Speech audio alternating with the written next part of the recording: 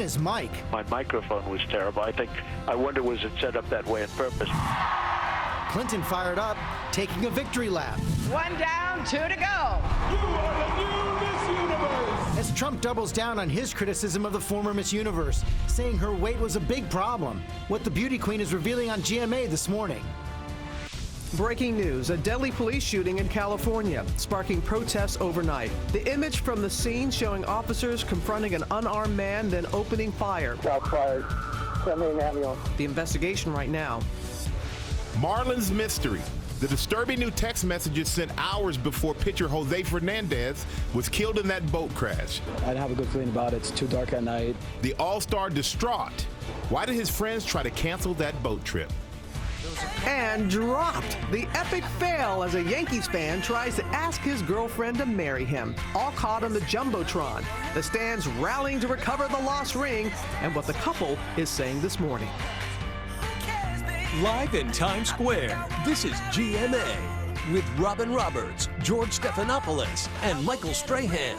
And good morning, America. Who cares about the game? All the drama in the stands last night. Yeah, and in baseball speak, he almost struck out. Oh. Yeah, in front of all those people, biggest moment of his life, he almost struck out. But they did find the ring, spoiler alert, but it wasn't on the ground. When did you find out where they found it? That's my kind of diamond at the ballpark. We're going to hear from that couple coming up. But first, as we know, the race for the White House just 41 days away.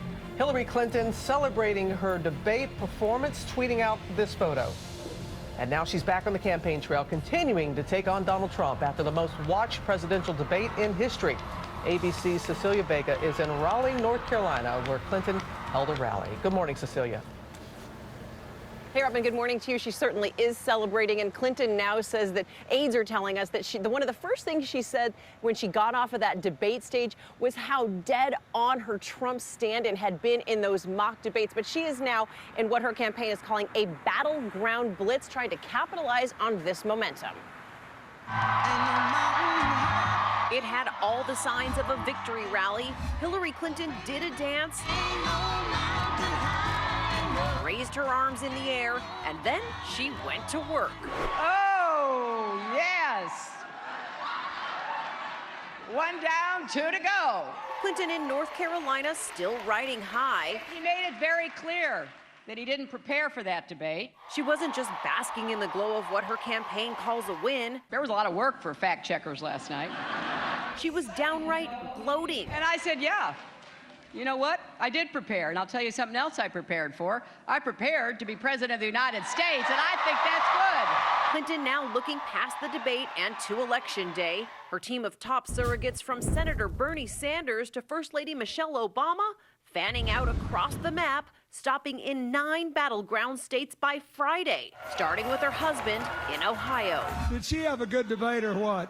Hillary Clinton on her campaign plane, not ready to end the victory lap. Are you concerned that Donald Trump will not show up for the next debate? Well, I'm going to show up if I'm the only person on stage.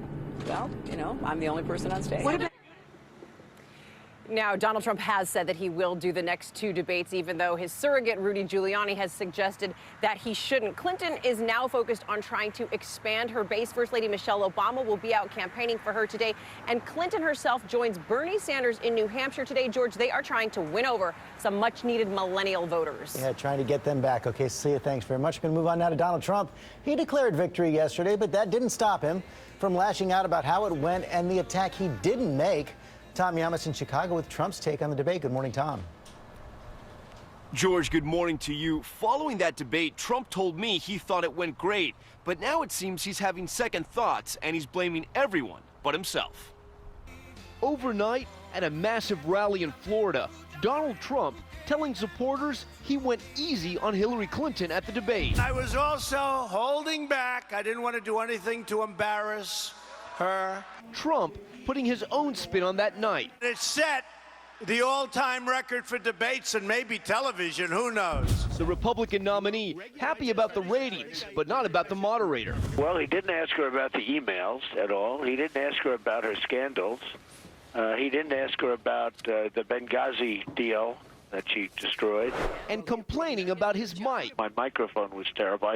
I wonder, was it set up that way on purpose? Clinton calling out Trump's complaints. Anybody who complains about the microphone is not having a good night. And her campaign capitalizing on this debate moment. One of the worst things he said was about a woman in a beauty contest. He called this woman Miss Piggy.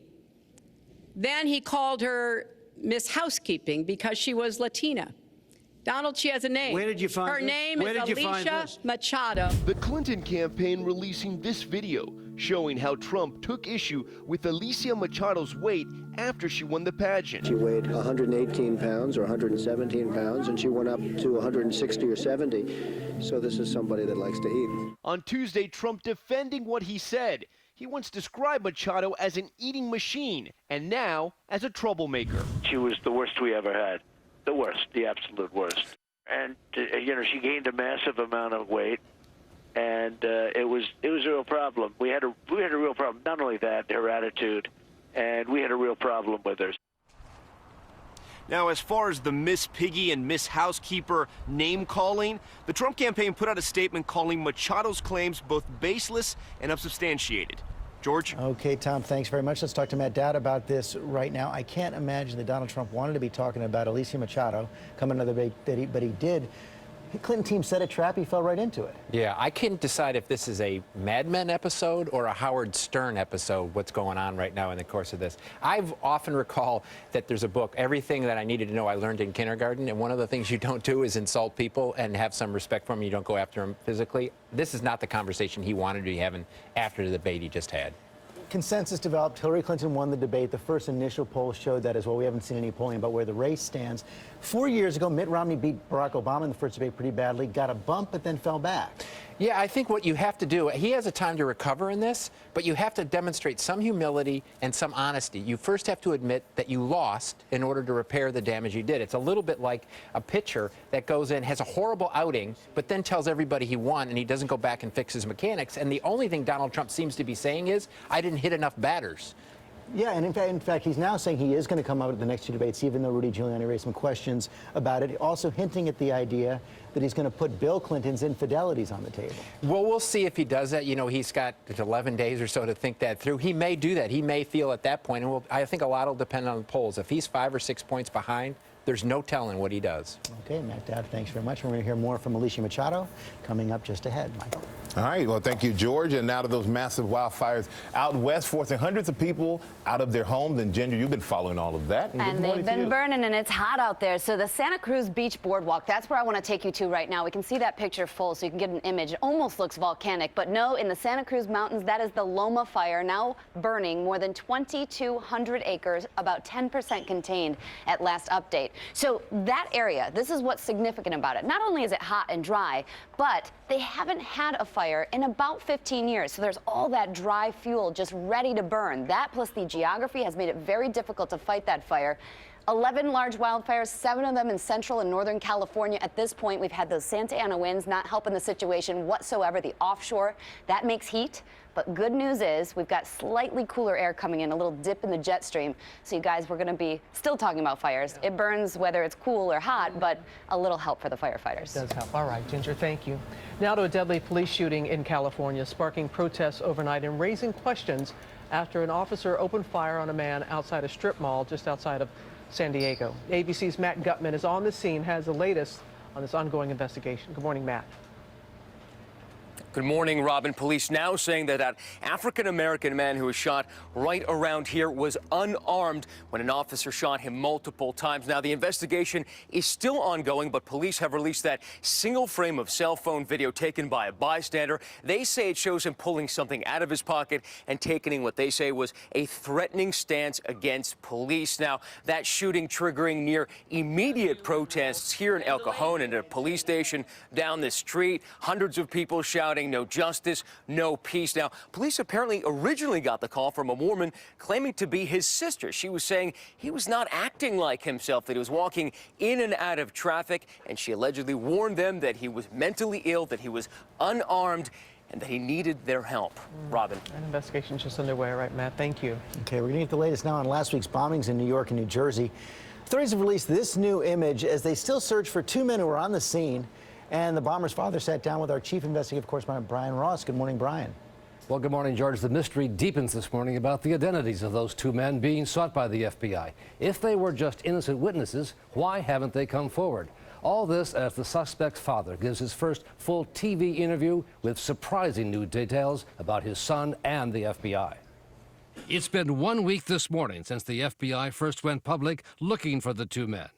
The new images show them with the colorful piece of luggage they walked off with, apparently unaware the pressure cooker they left behind was one of the homemade bombs. You don't know these two men? No, I don't know. They're not friends of your sons, as far as you know? I never see in my life.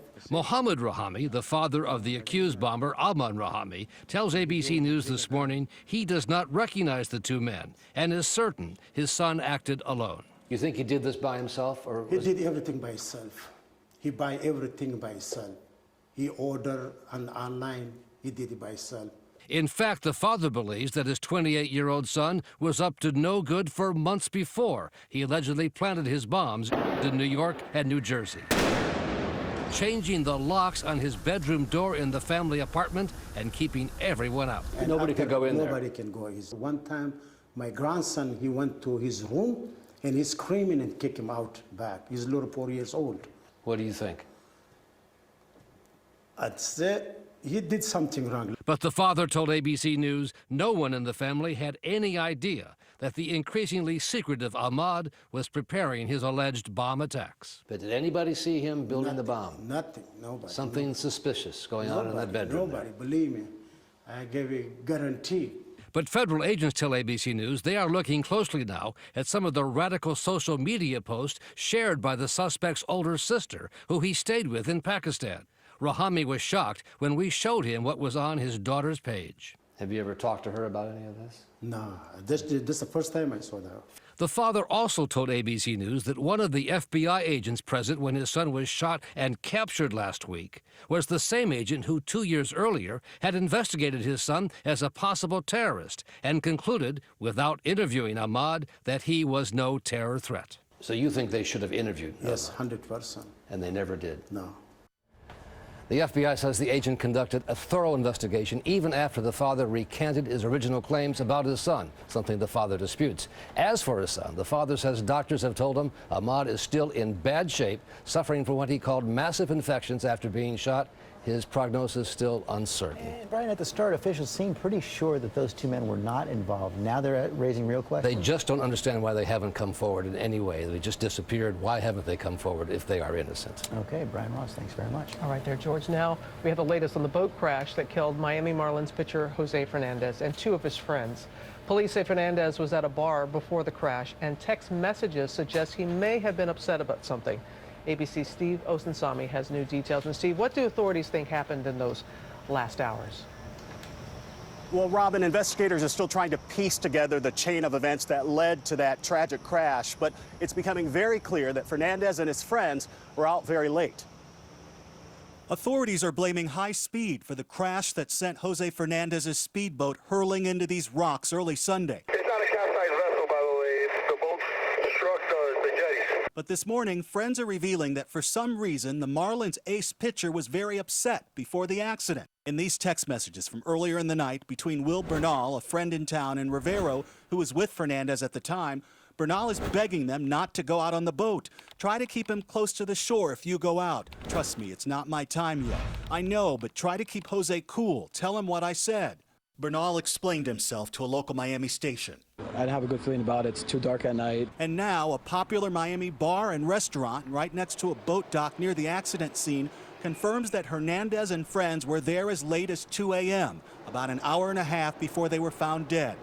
This morning, the families of the three young men are saying their final goodbyes. His friend needed him, and he went to go support his friend, and he died being a friend. He died being a really good friend.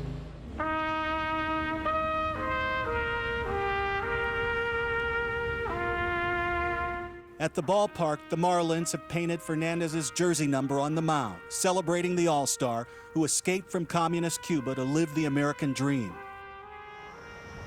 Fernandez's funeral is scheduled tomorrow. The medical examiner says the toxicology reports could be released soon as later this week. Robin. And Steve, we know that he asked some of his teammates to join them, and they all said that they could not, and they're just that whole team and community's really reeling right now, aren't they?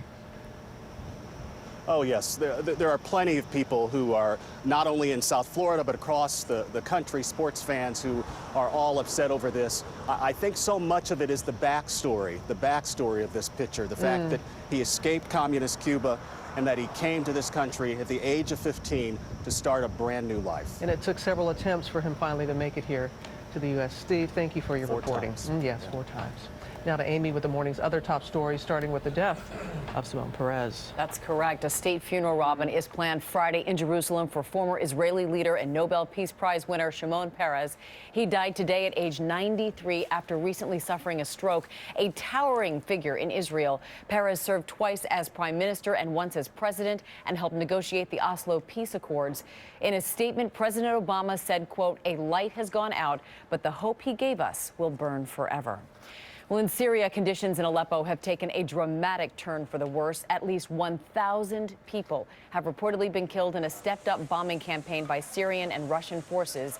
Witnesses say so-called bunker buster bombs have hit shelters and a hospital.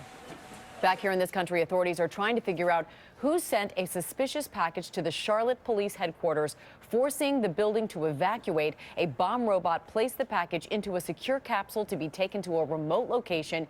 It was reportedly sent via FedEx and contained a cell phone, flashlight, and a bulb. Police say they've received no calls or specific threats.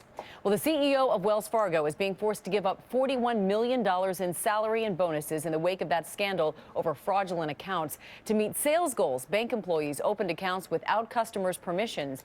Another executive will forfeit $19 million in bonuses and severance. And we are closer than ever to being able to book a vacation to Mars. Elon Musk has announced his plan to colonize the red planet with his rocket company SpaceX. He hopes to begin regular trips in 8 years. His goal is to reduce the cost from about $10 billion with the B dollars per ticket to just $200,000 per ticket and establish cities on Mars within a century. Musk did have a warning, though. He said, if you're prepared to die, and that is a possibility, but if it's okay with you, it'll be really, really fun to go. Did he really say that? No. Yeah, he did. And not just vacation, they'll go live there. That's right, colonizing Mars. He even talked about pizza, that there will be pizza parlors there. When you go from 10 billion to 200,000, sounds like a bargain. Bargain, right. Yeah, it really does. All right, well, everybody, check out this moment from last night's Yankees game. The biggest highlight wasn't on the field, it was in the stands, actually. Andrew Fox was about to propose to his girlfriend, Heather, until he dropped the ring, and the announcers, they did a little play-by-play about the situation. Take a look. I'm going to take a listen. She is looking, they're all looking for a diamond, allegedly, a diamond ring. Please find it so I can feel better right now. Well, it sounds like the announcer is choking on his words right there, listening, watching it. But the fans, you said all the fans were really helping out. It was a very tense 5 minutes until they found the ring in the cuff of her pants. Thank goodness for bell bottoms, everybody. They come in handy. That's what happened. And then this is what Andrew had to say about the situation. If we don't find this will be like the biggest fail in history. You know what, Andrew? I think everybody at the desk would have to agree with you, my friend. And that's the reason you should never propose at a baseball game. That's one reason. That's one reason. Jordan, you've seen people say no, too. That's another reason.